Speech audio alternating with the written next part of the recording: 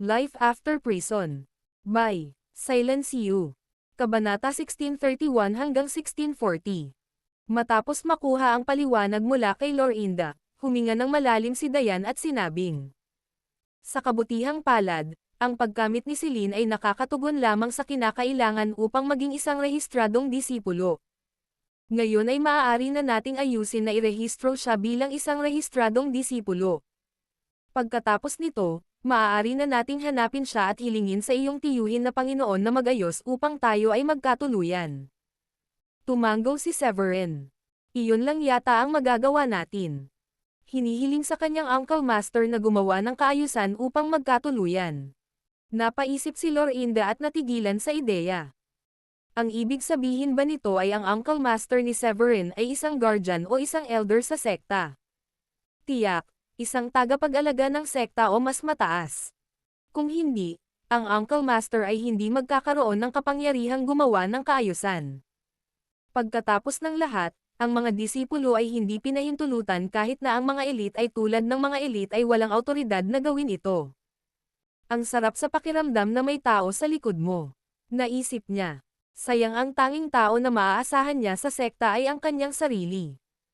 Kung gayon, dalhin natin si Celine para magparehistro. Ngumiti si Dayan at dinala si Celine. Sabi ni Severin sa iba. Maaari kayong magpatuloy sa pagpaparehistro. Medyo mahaba ang pila. Humalaklak si Larry. Hindi kami nagmamadali.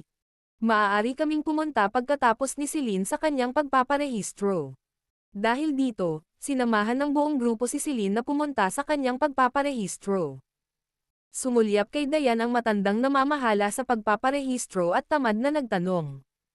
Magandang araw. Pangalan at tagumpay, pakiusap. Bagamat maraming tao ang nagre-rehistro, hindi naman nagtagal ang pila. Bilang isang rehistradong disipulo, ang benepisyo ay hindi katulad ng sa isang panloob na disipulo. Ang isang rehistradong disipulo ay nangangahulugan lamang na ikaw ay sumali sa sekta at binigyan ng isang lugar upang manatili. Gayunpaman, ikaw ay nag-iisa sa mga tuntunin ng pagsasanay. Sa makatuwid, ang pangangailangan ay mas madaling matugunan, at ang sekta ay hindi susuriin ang pagkamit ng tao. Ang kailangan lang gawin ng tao ay magparehistro.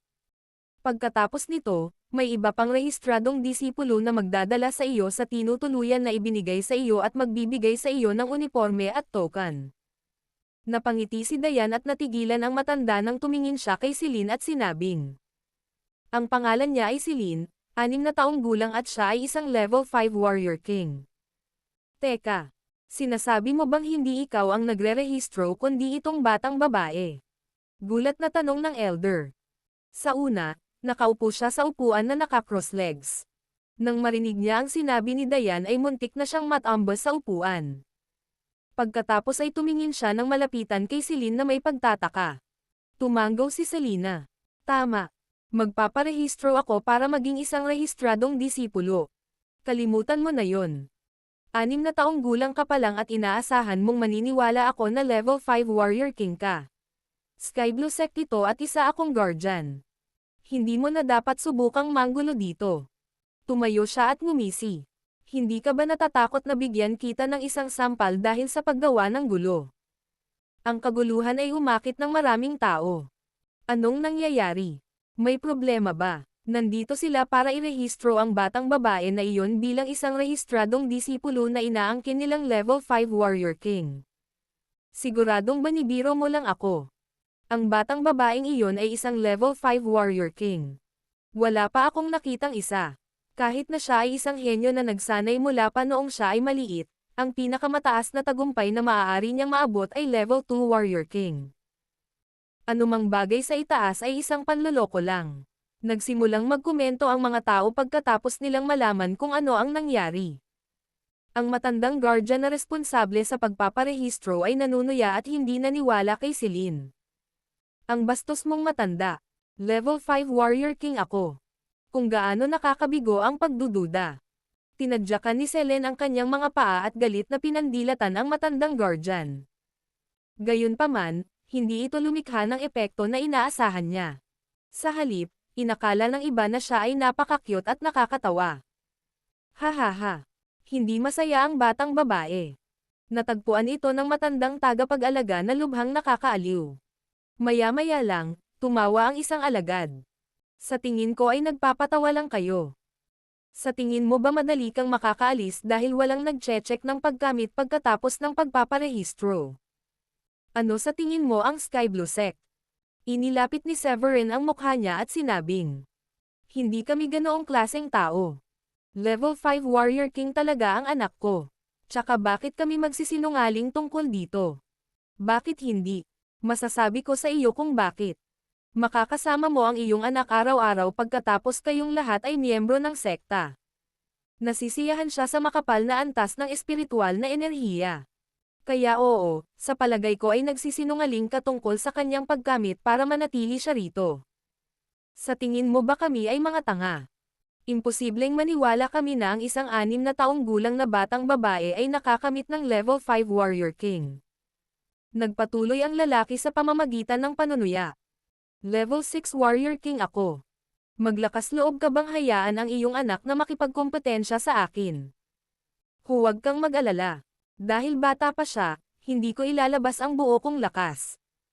Kung level 5 Warrior King talaga siya, ibig sabihin madali lang niya akong makuhanan ng suntok. Tumanggo ang matandang tagapag-alaga, at hindi niya akalaing papayag si Severin dito. Tama, hayaan mong makipagkompetensya ang iyong anak sa disipulong ito kung talagang level 5 Warrior King siya. Sabi ng matandang guardian. Sige. Tinatanggap ko ang hamon. Inis na inihakbang ni Celine ang kanyang mga paa. Celine, may tiwala ka ba? Kumunat ang noo ni Dayan, nakaramdam ng pag-aalala. Level 5 Warrior King talaga si Celine, pero bata pa rin siya na hindi pa lumalaban. Kaya naman, normal para kay Dayan na mag-alala tungkol sa kanyang anak. Ngumiti si Severin. Dayan, kailangan nating magtiwala kay Celine. Hindi naman mababa ang ranggo ng attainment technique niya. Tsaka maaga o huli, lalaki na siya at hindi naman natin siya mapoprotektahan magpakailanman, di ba? Tumanggaw si Dayan at sinabing, Celine, pumunta. Aayusin ka namin. Oo, nanay. Tumanggaw si Celine at pumunta sa kabilang side at sinabing, Hoy, mister. Halika na. Ha ha ha. Narinig mo sila. Tinutulungan ko lang ay test out yung attainment niya.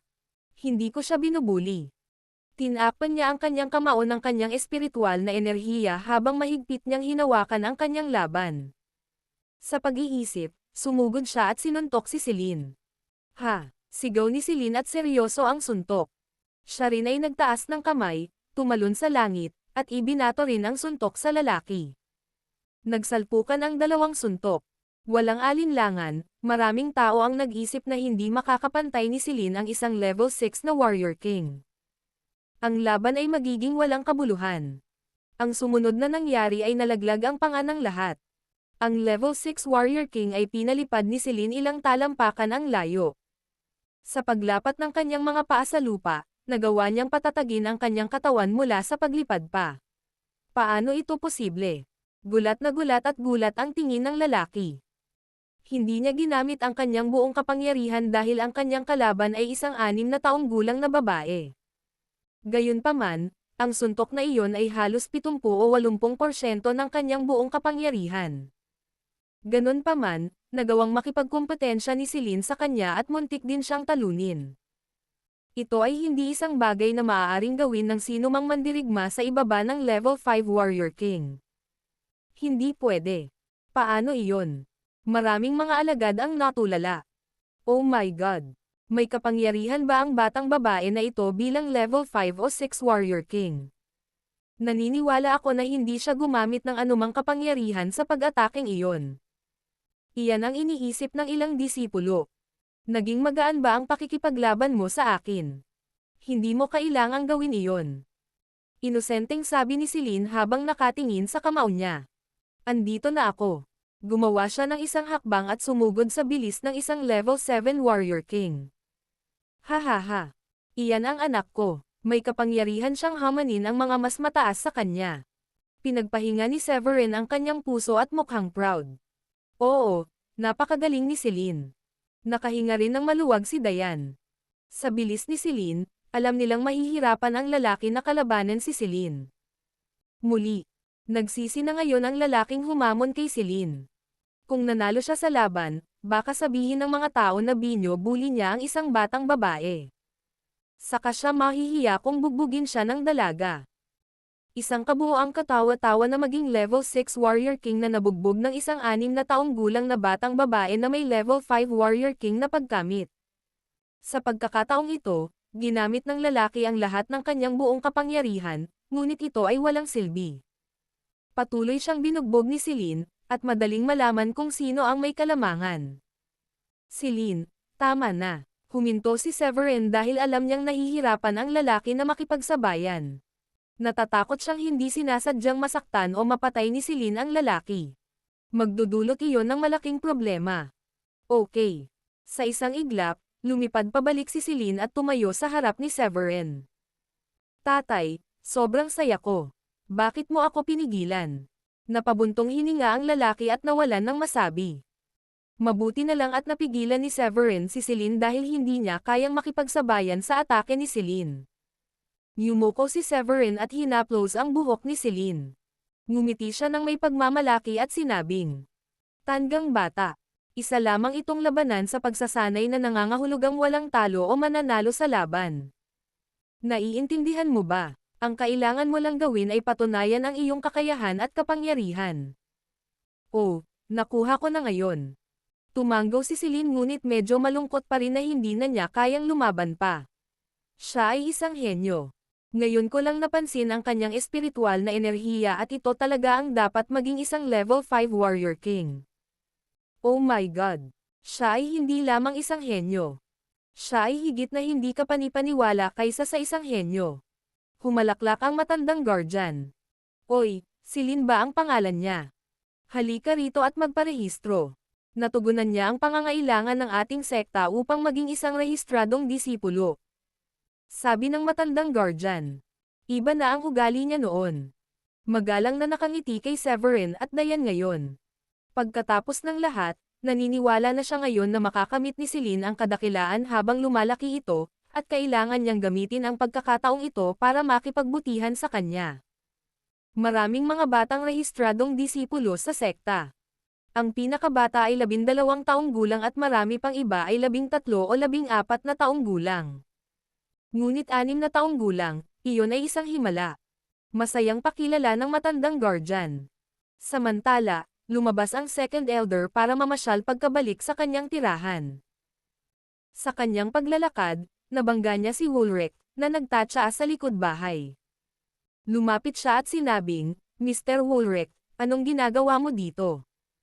May bumabagabag ba sa iyo?" Ngumiti si Woolrich at sinabing, "Wala lang. Nagtataka lang ako kung bakit hindi pa dumarating ang alagad senior brother ko. May 5 araw na lang siya bago ang araw na napagkasundoan namin." Nagulat ang second elder. "Yung alagad ng senior brother mo. Kaya totoo na may senior brother ka at may alagad siya. Bakit? Nakita mo ba sila?" Natigilan sandali si Woolrich at nagtanong. Ngumiti ng mapait ang pangalawang elder at sinabi sa kanya ang nangyari. "Kaya andito siya pero tinakat mo siya para sumali sa recruitment ng bagong disipulo." Napangiti ng mapait si Woolrich. Walang pag-aaksaya, tumayo siya at pumunta sa side chamber. "Mr. Woolrich." Magalang na sumigaw ang mga disipulong inaatasan sa proseso ng recruitment, nang makita si Woolrich na lumilipad. Kaya siya ang pinuno ng sekta. Mukha siyang bata at masigla. Ang pinakamalakas na tao sa Sky Blue Sect. Hindi ko akalain na makikilala ko siya bago ako sumali sa sekta. Sulit ang biyaheng ito kahit na nabigo akong ma-recruit. Ang pagdating niya ay nakakuha ng atensyon ng maraming tao. Nandito siya. Mukhang nadiskubre niya na nandito ka. Nakangiting sabi ni Sheila. Gaya ng inaasahan, ngumiti si Woolrich at tumingin kay Severin. Kaya, dinala ni Severin ang lahat at naglakad patungo sa Woolrich. "Hahaha. Uncle Master, sa wakas nandito ka na." Hindi pwede. Ang kanyang Uncle Master ang pinuno ng sekta. Napatulala si Lorinda. Inakala niyang ang Uncle Master ni Severin ay isang guardian ng sekta nang sabihin nitong hihilingin niya sa kanyang Uncle Master na ayusin ang tirahan para sa kanila upang manatili kasama ang anak nito. Hindi niya kailanman naisip na ang Uncle Master ni Severin ay si Woolrich. Banibiro mo ba ako? Si Mr. Woolrich ang Uncle Master ng lalaking iyon. Nagulat din ang ilan sa mga alagad na naroon para sa paglilitis. Hindi pinansin ni Woolrich ang lahat at mahinahong ngumiti habang naglalakad papunta kay Severin. Hahaha. Sa wakas nandito ka na. 5 araw pa ang natitira bago ang petsa na sinabi ko sa iyo. Nagsisimula na akong mag-alala na nakalimutan mo na ang kasunduan natin. Nakangiting sabi ni Severin. Paano ako hindi pupunta kapag sinabi mo sa akin na makakakuha ako ng magandang pagkakataon sa pagpapakita dito? Tumawa si Woolrich. Hahaha. Hindi magiging problema iyon. Natutuwa akong nandito kayong lahat. Matapos makipag-usap kay Severin, hindi na naghintay si Woolrich upang tingnan ang nakuha ni Severin at ng iba pa. Nagulat siya sa resulta. Magaling ang iyong ginawa. Marami kang pinagbuti. Ngumiti si Severin. Sa tingin ko ayos lang ako. Dapat kitang pasalamatan. Napangiti si Woolrich at napansing marami pang mga disipulo ang nakatingin sa kanila. Sige, hindi nyo na kailangang mag-register. Sumunod kayo sa akin. Hihilingin ko sa matanda na ayusin ang natitira. Biglang nahihiyang sabi ni Severin. Uncle Master, hindi ko lang dinala ang mga asawa ko. Andito rin ang anak ko. Pwede mo ba siyang pasukin sa sekta? Tumingin si Woolrich kay Celine at tumango na may pares ng maningning na mga mata. My God, level 5 warrior king na siya. Siyempre, kung may ganoong kataas na talento, hindi iyon magiging problema. Sa wakas, hindi na kinailangan pang mag-alala sina Severin at Diane. Mr. Woolrich, napakagaling at talentado niya talaga. Hindi ako naniwala sa kanila noong sinabi nila sa akin na level 5 warrior king siya at gusto nila siyang irehistro bilang isang registered member. Hindi lang iyon. Madali siyang makipaglaban sa isang level 6 warrior king ngayon lang. Lumapit ang matandang guardian at sinabi sa ngalan ni Severin. Hinatak ni Woolrich ang mukha niya at galit na sinabi. Isang rehistrong disipulo. Hindi mangyayari iyon.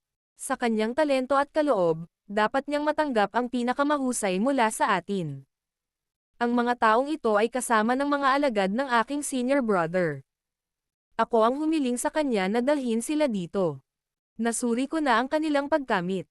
Kaya, ang babaeng ito at ang mga taong iyon ay magkakaroon ng parehong benepisyo ng panloob na mga disipulo. Isang panloob na disipulo. Ngumiti ng mapait si Sherlyn. Mr. Woolrich, ang aking natamo ay hindi nakakatugon sa pangangailangan upang maging isang panloob na disipulo.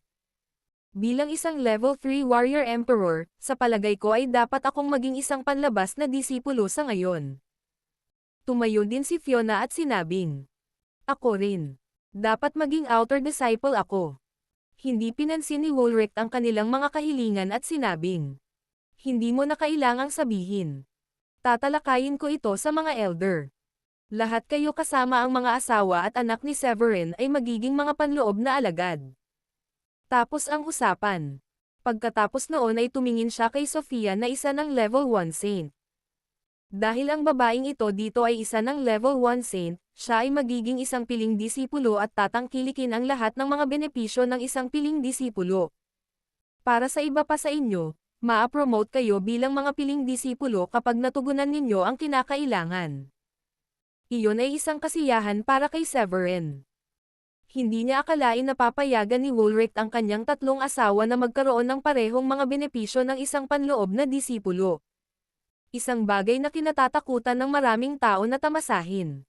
Uncle Master, asawa ako ni Severin. Ang pangalan ko ay Sophia Ballard. Lumapit si Sophia at hinawakan ang kamay niya. Ikinagagalak kong makilala ka. Tumawa si Woolrich. Sabi niya iisa lang ang asawa niya nung nagkita kami last year, tapos ngayon may 3 na siya. Hahaha. Ang sarap niya. Hahaha. Tara, punta tayo sa main chamber. Pumunta siya sa main chamber. Ganoon din ang ginawa ni Severin at ng iba pa at sumunod sa likuran niya. Oh my God!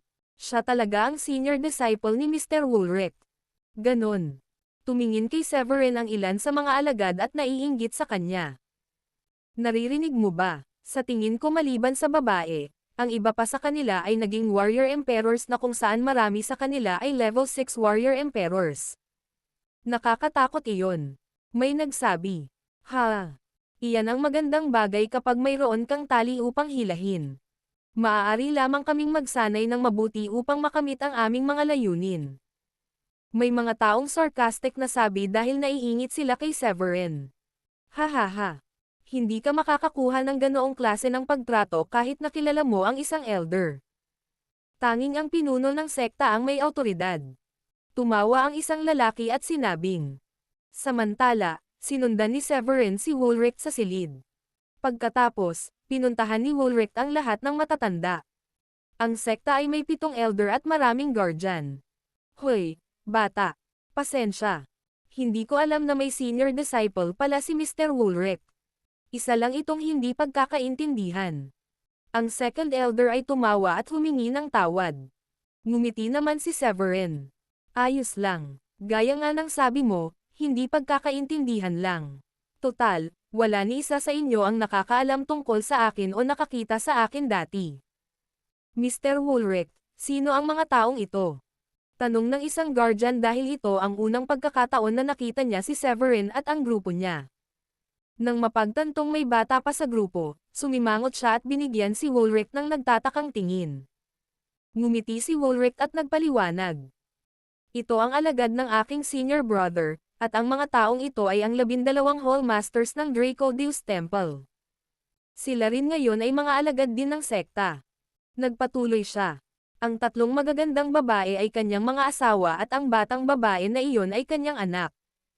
Ngayon, pakipakilala ang iyong sarili. Walang alinlangan, nagpakilala si Severin. Kumusta, sa lahat? Ang pangalan ko ay Severin Foylet. Ako ay 30 taong gulang at isang level 6 saint. Ano ang sinabi mo? Isang level 6 saint. Siya ay binigyan ng mahusay na talento. Bulalas ng isang tao. Hahaha. Hindi nakapagtataka na alagad siya ng senior brother mo. Isang napakasamang henyo din ang senior brother mo. Kahit bihira siyang pumunta at bumisita sa'yo, nagtitiwala ako na ang kanyang disipulo ay hindi naman masyadong masama. Humalaklak ang Great Elder. Hello sa lahat. Ang pangalan ko ay Larry Don, ang Hall Master ng Draco Hall. Ako ay 38 taong gulang at ang aking pagkamit ay level 7 Warrior Emperor. Si Larry naman ang sumunod na nagpakilala. Kumusta? Ang pangalan ko ay Mick Whitley. 47 taong gulang ako, isang level 6 Emperor at ako ang Hall Master ng Moss Hall. Sumunod na umakyat si Mick.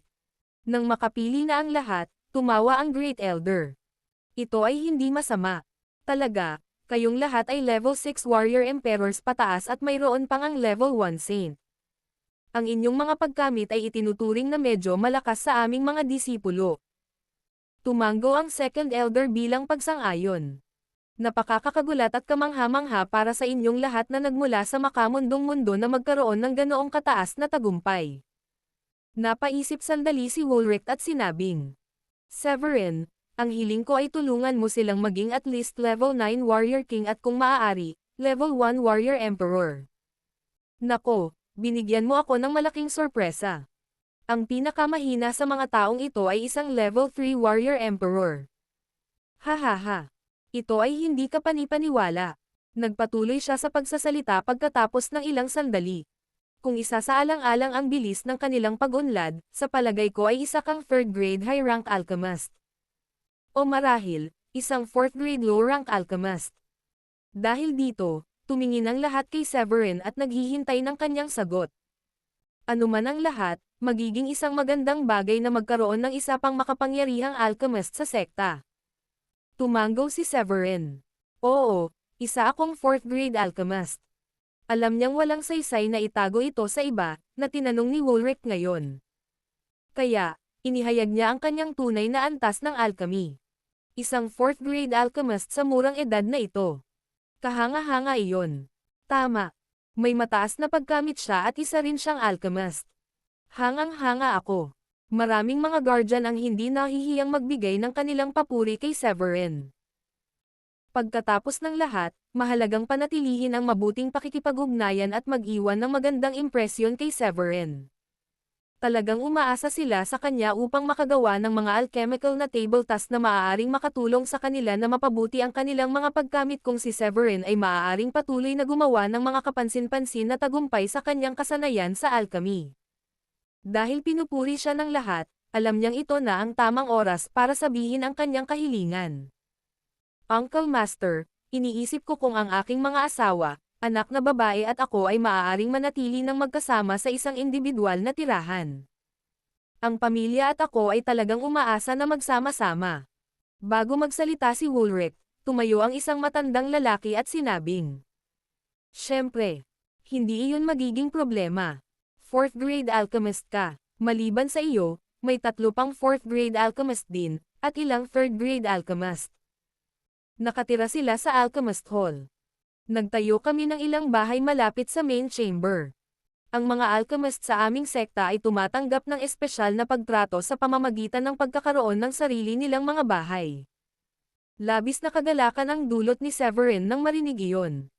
"Hahaha. Ang galing," sabi ng second elder.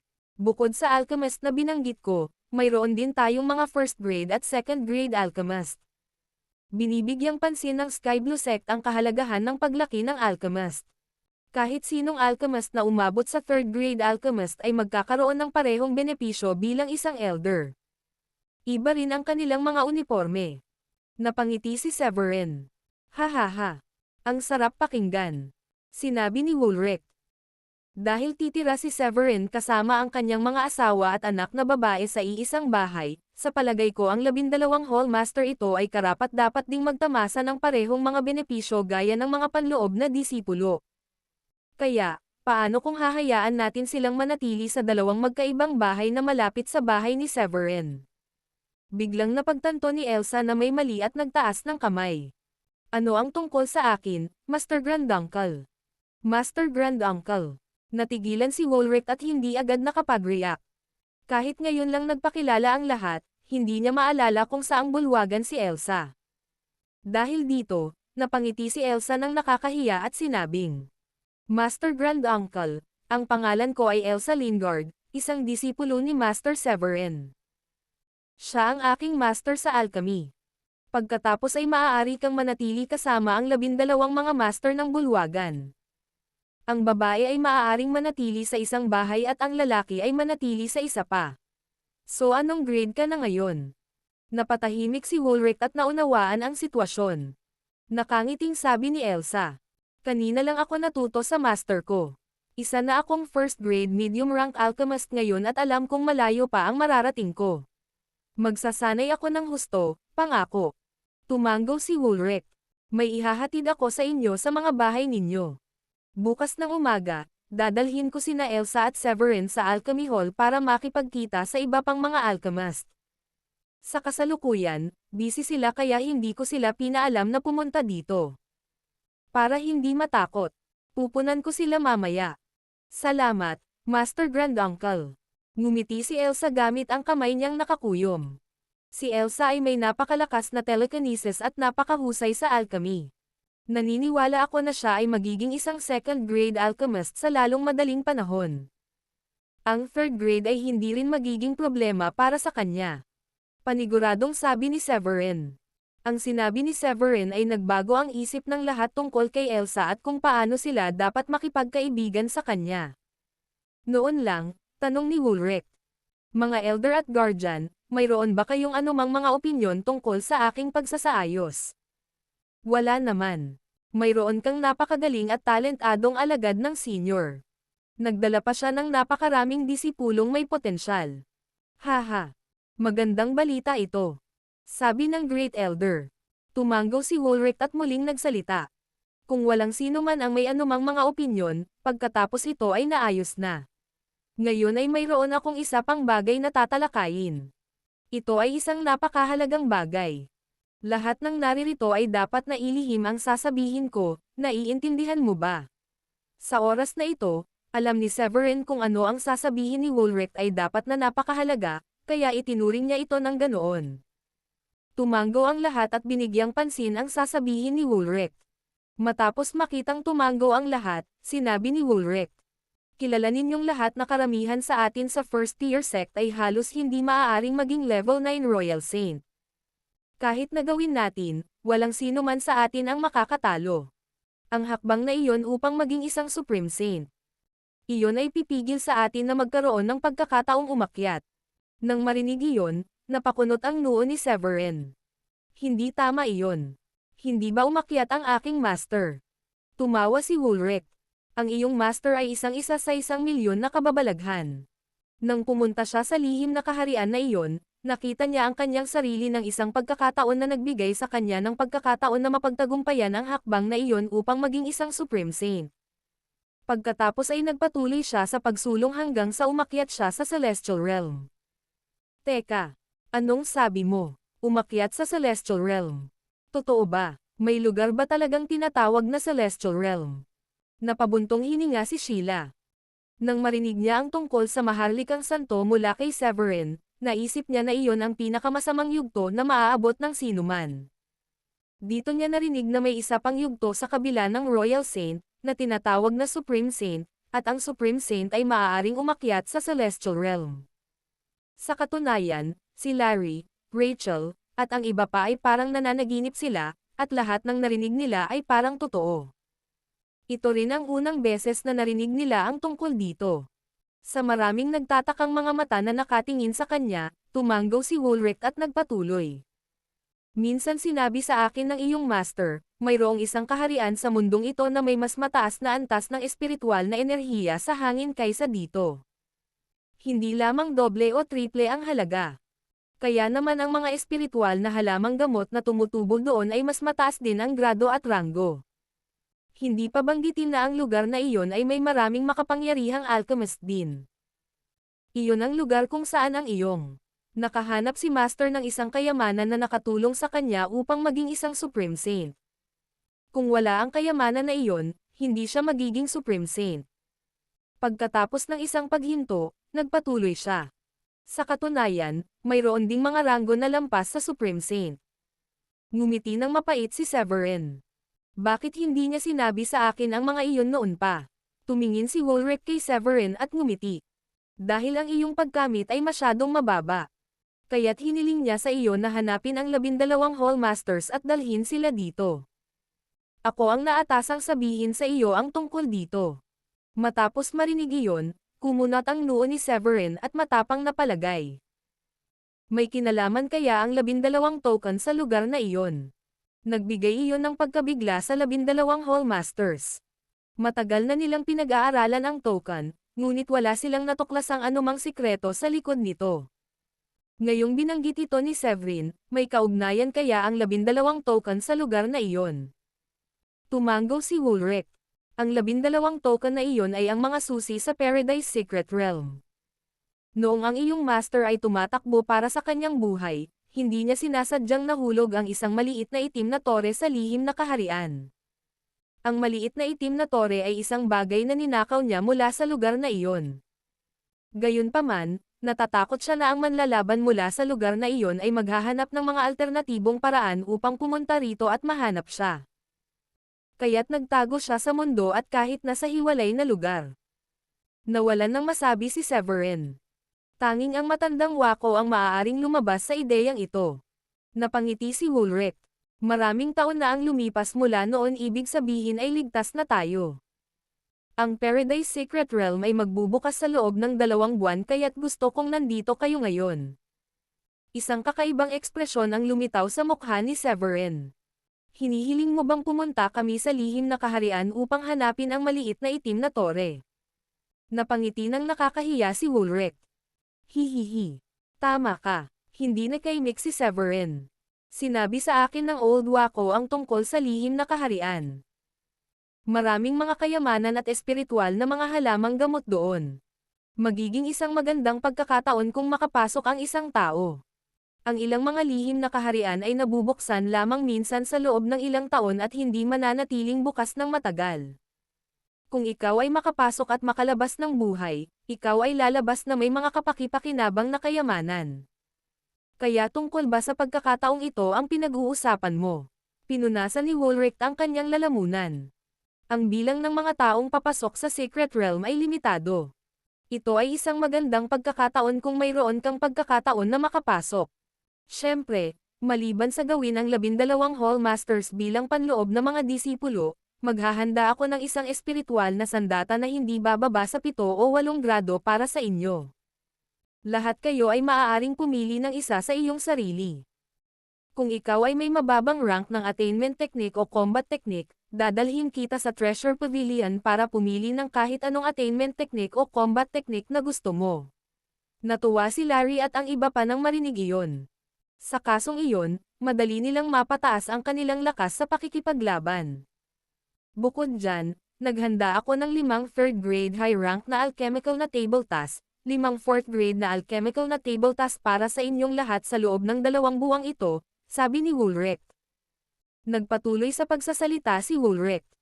Hinihiling ko lang na isuko mo ang kalahati ng mga espiritual na halamang gamot at anumang mga kayamanan na nakuha mo mula sa lihim na kaharian. Gayunpaman, ang iyong pangunahing misyon ay upang mabawi ang maliit na itim na tore. Hindi alam ni Severin kung anong tamang ekspresyon ang gagawin, kung tatawa ba o iiyak. Master Uncle, ang inaalok mo ay talagang napakatokso sa amin at siguradong magandang pagkakataon ito para kay Larry at sa iba pa. Gayunpaman, alam mo ba kung gaano kalaki ang lihim na kaharian? Nabalitaan kong may ilang mga lihim na kaharian sa mundong ito ngunit walang nakakaalam kung gaano ito kalaki. Tumigil siya saglit at nagpatuloy. Naisip mo ba kung gaano kabilis ang tagumpay natin sa pagbawi ng maliit na itim na tore sa malaking lugar na iyon at sa limitadong oras? Ito ay tulad ng paghahanap ng isang karayom sa isang dayami. Mungkahi ni Sheila. Bakit hindi lahat ng tao sa sekta pumasok at hanapin? Mas marami tayong lugar na masakop kung may mas maraming tao. Sa sandaling iyon, lumakad ang Great Elder sa gitna at mapait na ngumiti. Miss, kung ganoon lang kadali, hindi ka namin hihingi ng tulong. Paliwanag niya. Ang Paradise Secret Realm ay iba sa ibang mga Secret Realm. Ito ay nagbubukas lamang tuwing 6 na taon. Lahat ay karapat-dapat na pumasok ng isang beses lamang. Kung susubukan mong pumasok sa pangalawang pagkakataon, ang Secret Realm ay makakakita nito at hindi ka papayagang makapasok. Pagkarinig nun ay nagreklamo si Sheila. Arg, ang lihim na kaharian na ito ay may mataas na teknolohiya. Talagang makikita nito kung nakapunta ka na doon dati. Matagumpay niyang napasaya ang Great Elder. Hahaha. Hindi lang yun. May paghihigpit din sa pagkamit. Yung nasa pagitan lang ng level 1 Warrior Emperor at level 9 Saint lang ang pinapayagang pumasok. Meaning Warrior Emperors at Saints lang ang pwedeng pumasok sa Secret Realm. Naiintindihan mo ba? Nagpatuloy ang Great Elder na nagpapaliwanag. Hindi katakataka na hiniling ng Master Uncle kay Severin na tulungan si Larry at ang iba pang Hall Masters na maging level 1 Warrior Emperors. O ang pinakamababang level 9 Warrior King. Sa wakas ay naintindihan na ni Sheila. Tumango si Woolrich. Oo, kung nasa level 9 Warrior King lang sila, kahit papaano may 2 buwan na lang na natitira pagdating nyo rito. Pagkatapos, mabibigyan natin sila ng mga angkop na alchemical pills para umunlad pa, at tiyak na makakatulong iyon sa kanila para maging Warrior Emperor. Baka mas makapangyarihan pa sa Warrior Emperor. Pagkatapos ng ilang sandali, nagpatuloy siya. Pero nalampasan ni Severin ang sarili niya. May 2 buwan pa para magsanay kayong lahat. Kaya, mas magiging ligtas ka kapag pumasok ka sa Secret Realm. Napaisip ng malalim si Dayan na nakakunot ang noo. Ibig bang sabihin, 12 tao lang ang pinapayagang pumasok sa Secret Realm dahil kailangan ang mga token? Hindi ba mas mabuti kung magpadala ka ng mas malalakas na disipulo? Napangiti si Woolrich. Una, hindi kayo mahina. Naniniwala akong makalipas ang 2 buwan, lahat kayo ay magpapabuti pa. Pangalawa, yung mga pumasok sa Secret Realm ay bawal nang pumasok. Ngayong hindi pa kayo nakapasok noon, hindi na iyon magiging problema. Panghuli sa lahat, ito ay isang minsanang pagkakataon sa buhay para sa inyong lahat. Siyempre, sasamahan kayo ng iba pang mga disipulo. Ang mga Hall Masters at pag-aari ng aking Big Brother.